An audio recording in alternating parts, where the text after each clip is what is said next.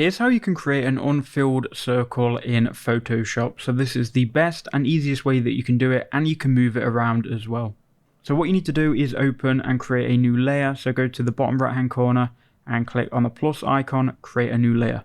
Make sure you're on that layer, and then you want to head to the second tool from the top left toolbar. Click and hold down on it, and you're looking here for the elliptical marquee tool. Go ahead and make sure that's selected.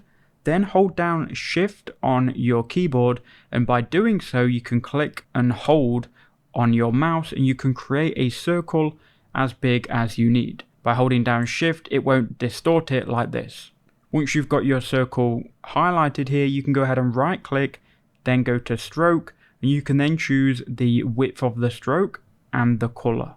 You can also choose stroke location and blending. I'm going to leave it on these options, then we'll click OK. As you can see, it's now created the circle. Now we'll click Control D on the keyboard. That will deselect it, and now we can go ahead and move our layer wherever we need it to go.